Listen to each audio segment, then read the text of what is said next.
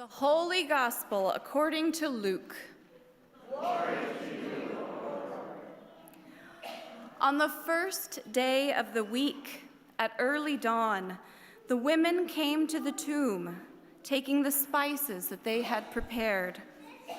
They found the stone rolled away from the tomb, but when they went in, they did not find the body. While they were perplexed about this, suddenly two men in dazzling clothes stood beside them. The women were terrified and bowed their faces to the ground.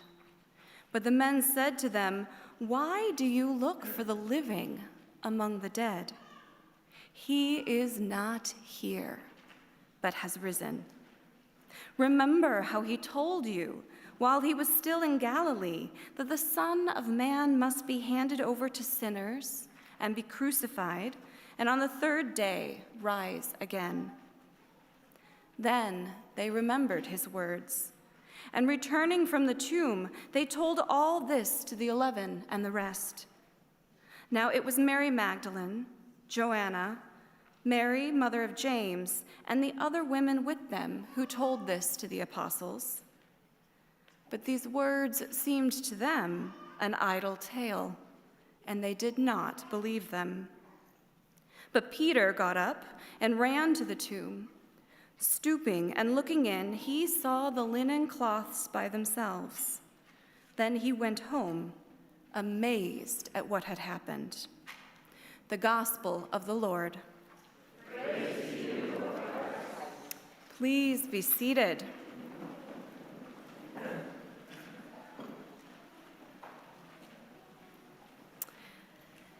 It is incredible to be with you this morning. Welcome on this Easter Sunday. I am not only a religious professional, but a mother. And when I was pregnant with my first and my only child, Maeve, there was a study out of Boston University that was blowing up the internet. In this study, there were two groups of children ages 5 and 6, one group religious, one group not religious, that were presented with protagonists from 3 types of stories: from realistic stories, from religious stories, and from fantastical stories. The researchers asked these children whether they thought the main character in each story was real or fictional. Now, nearly all children found the figures in the realistic stories to be real. But this is the only place where they aligned, perhaps unsurprisingly. Children with a religious upbringing tended to view the figures in religious stories as real, whereas children who were raised in non-religious households saw them as fictional. The two groups, interestingly, also differed in their interpretation of fantasy narratives, where there was a supernatural or magical storyline, where religious children, again, were more likely to posit that the protagonists could be real. I'm going to let you guess how the majority of journalists responded to this study. And perhaps some of you in this room got a little nervous about the implications of children growing up in religious households. Some of you might be doubting your children's decision to come to the Sunday school sermon, right? But many others of us in this room instead feel a pang of grief or concern about the children in non-religious households. Some are less worried about the religious children than the non-religious ones. So indulge me for a moment, if you will. I know we're not kindergartners in this room for the most part, but I'm going to tell you a story, and then I have a question for you. The story goes like this. The earth and all its inhabitants were created lovingly and with delight from the dark, watery womb of love itself. Humanity, especially, was created in the image of the Holy One, endowed with vision and creativity, agency and choice, given freedom and both the intelligence and the ingenuity to apply it. But the people struggled with these great gifts, sometimes, even often, making choices that caused harm to themselves, to one another, and to the creation God so loved. Seeing the confusion, pain, and suffering that was wrought, God chose to come to humanity in the most intimate way, as our neighbor, in the flesh, to live among us. In Jesus, our enfleshed Creator reminded us how to love, how to be a part of healing, how to become living reminders of divine abundance and grace to one another, to reveal the deepest way and truth, which stands in stark contrast to the cruel abuses of human power we so often know instead. Emphasizing God's nearness to the most vulnerable, God did not come as one who was powerful, but as one disenfranchised. The Roman Empire occupied Jesus' land and subjugated his people.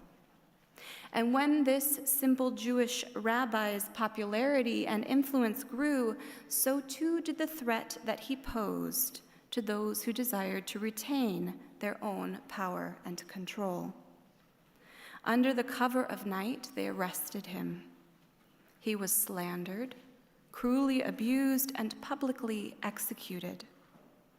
All those who had followed him, who were inspired and made to have hope again in a hard world, were left to watch him be crucified and entombed. But then, the impossible. When the women who had loved him came to the tomb after the Sabbath, they discovered it empty. He had risen.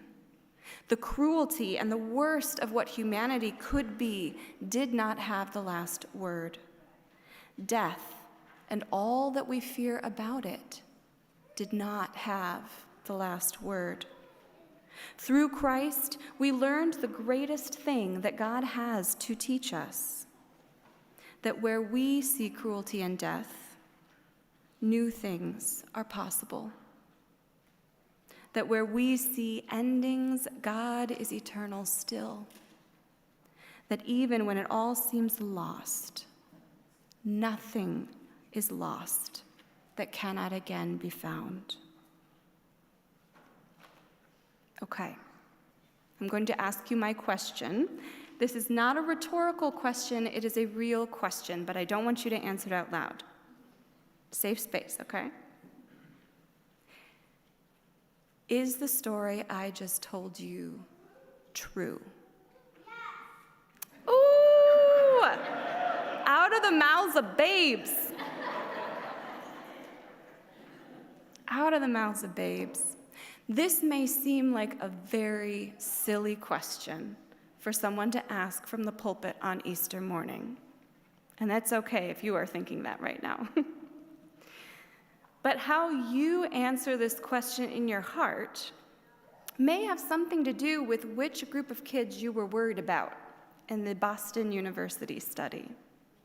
Here we are, dear people, gathered around bushels of flowers, blowing trumpets, around such a fantastical story that even the figures in the story doubt whether or not it is true. And I know that there are people right here this morning who do not know if they are sure that the resurrection was a literal, historical, factual event. And I'm not just talking about visitors. I am talking about long-standing, deeply faithful members of the Christian family who may be feeling tentatively fraudulent this morning, as I know I have more than once in my lifetime in the church. Perhaps even wondering whether the word faithful is the right word for them. Now, for those of you who answered the question, is the story I just told you true, with an emphatic yes in your heart, sit back, relax. There's no more work I can do in you, right? But for those of you who are here today wondering what it means to believe that the story of our faith is true, I do have a little more to say. Would you believe me if I suggested that the opinion a person may have on the historicity of the resurrection event is not the most helpful premise by which to address whether or not it is true? My question is, are we sometimes restricting ourselves to trying to shove a square peg in a round hole, or insisting that apples and oranges cannot coexist? Does that question make sense? My question for you today is, what does it mean when we say that this story is true? And how immense is the answer to that question? I believe it is large enough for all of us. In Sunday worship, we speak as the gathered community a creed. That is a communal affirmation of our faith. Creed comes from the Latin credo, meaning I believe. That is not the same as a communal declaration that 2 + 2 = 4, or a recitation of Newton's law. Credo is what we put our hearts into. When we say, I believe, or we believe, we are declaring to the world what we have entrusted our hearts and ourselves to in this wide world. What we commit our lives to, how we choose, what guides how we act, how we love, how and what we dream to be possible. When I was pregnant with my first child, I was not just a religious person or an expecting parent, but a licensed therapist. And I would like to say, I'm going to out myself about which demographic I was worried about. I was grieving that 5- and 6-year-old children's worlds had been made so small. Child psychology research shows us that children with broad wonder and space for their imagination are statistically less depressed, less anxious, and less at risk for suicide as they age. These young ones are raised to see beyond what the world tells them is possible into a world that is more in its whole than the flat sum of its parts. They are given opportunity to entrust their hearts to more than base facts, to dream a life that imagines what lies beyond the horizon line of human knowing. Beloved in Christ, if you are not sure that by the world's metrics you believe the resurrection really happened, don't leave just yet. My concern and my question today is not whether you believe it really happened, but do you believe that it is true? When I read the news, when I talk to my neighbors and my loved ones about what they feel and what they fear in this age, it matters to me. Our shared factual reality matters. And in addition, I will not face it without the transformative truth of resurrection life that Jesus Christ promises. And I would not be well if I tried. In the words of the incomparable Madeleine L'Engle, it might be a good idea if, like the White Queen of Alice in Wonderland fame, we practiced believing 6 impossible things every morning before breakfast, for we are called to believe what to many people is impossible. She urges us as faithful people to rejoice in this glorious impossible, which gives meaning and dignity to our lives, rather than to try to domesticate God and try to make God's mighty actions comprehensible to our finite minds. The Easter story of resurrection may be impossible, but it is not an idle tale. It is sensible and significant.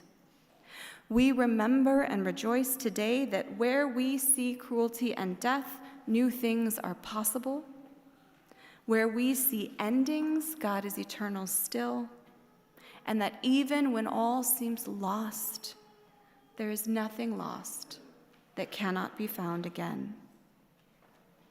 I know that this story is true. And we are here, entrusting our tender, bruised, even bleeding hearts to this story as we have for millennia. We entrust our fragile hope and expectation to a story that we share with billions of people around the world. We entrust our actions, present and future. We trust this reality to guide our steps along a way of cruciform love and the promise of all things being made new. So we wear our Easter best, and we bring out the flowers and the trumpets, because today we are a resurrection people, a people who have refused to domesticate God and therefore can believe in impossible things, and the truth will set us free. When it comes to our children and our community, there is no greater story or lesson in our lives than that into which we entrust our hearts. Those we love deserve the stories that grow our hearts and transform our lives. Our children deserve affirmation that what inspires transformation in our lives and our world are absolutely real and true. The resurrection of Christ is perhaps the least idle tale I know. And to see how it makes possible the impossible in you is one of the greatest blessings I could ask. Thanks be to God. Alleluia, Christ is risen. Christ is risen indeed. Alleluia. Alleluia. Will you join me now in the celebration through singing